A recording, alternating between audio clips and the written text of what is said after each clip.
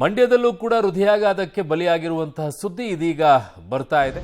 ಮಂಡ್ಯದಲ್ಲಿ ಎಷ್ಟನೇ ಸಾವು ಇದು? ನೀರು ಕುಡಿಯುವಾಗಲೇ ಕುಸಿದು ಬಿದ್ದಿದ್ದಾನೆ ವ್ಯಕ್ತಿ. ಅಟ್ಟುವನಹಳ್ಳಿ ಗ್ರಾಮದ ಪುಟ್ಟಸ್ವಾಮಿ 55 ವರ್ಷ ಅಂತೆ. ಜಮೀನಿನಿಂದ ಬಂದು ನೀರು ಕುಡಿಯುವಂಥ ಸಂದರ್ಭದಲ್ಲೇ ಹೃದಯಾಘಾತ ಆಗೋಗ್ಬಿಟ್ಟಿದೆ. ಹೃದಯ ಸ್ತಂಭನ, ಅದು ಹೃದಯಾಘಾತಕ್ಕೆ ಅವಕಾಶ ಸಿಗುತ್ತೆ. ಹೃದಯ ಸ್ತಂಭನ ಆಗೋಗ್ಬಿಟ್ಟಿದೆ.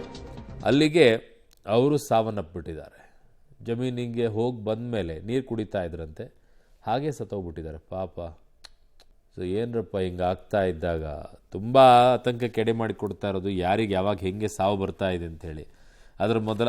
ಅದರ ಮಧ್ಯದಲ್ಲಿ ಕುರ್ಚಿ ಕಿತ್ತಾಟಗಳು ತುಂಬ ನಡೀತಾ ಇದೆ. ಅದರ ಮಧ್ಯದಲ್ಲಿ ಆಸ್ತಿ ಕಿತ್ತಾಟಗಳು ತುಂಬ ನಡೀತಾ ಇದೆ.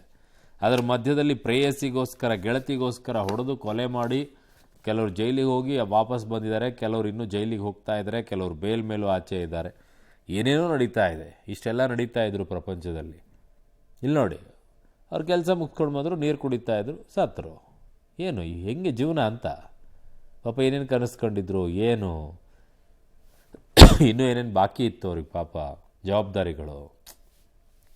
ಹೀಗಾಗ್ತಾ ಹೋದಾಗ ತುಂಬ ಕಷ್ಟ ಆಗ್ಬಿಡುತ್ತೆ. ನಿಮಗೆ ದಿನ ಈ ಸಾವಿನ ಸುದ್ದಿಗಳನ್ನು ಹೇಳ್ಬೇಕಾದ್ರೆ ನಿಮ್ಗೆ ಅನ್ನಿಸ್ತಾ ಇರುತ್ತೆ, ಏನು ಮಾಧ್ಯಮದವ್ರು ಬರೀ ಹಿಂಗೆ ತೋರಿಸ್ಕೊಂಡು ಕೂತ್ಕೊಳ್ತಾರೆ, ಭಯ ಪಡಿಸ್ಕೊಂಡು ಕೂಡಿಸ್ಕೊಳ್ತಾರೆ. ಅಲ್ಲ, ನೀವು ಅಲರ್ಟ್ ಆಗಿರಬೇಕು ಅಂತ ಅಷ್ಟೇ, ನೀವು ಎಚ್ಚರಿಕೆಯಿಂದಿರಬೇಕು ಅಂತ ಅಷ್ಟೇ.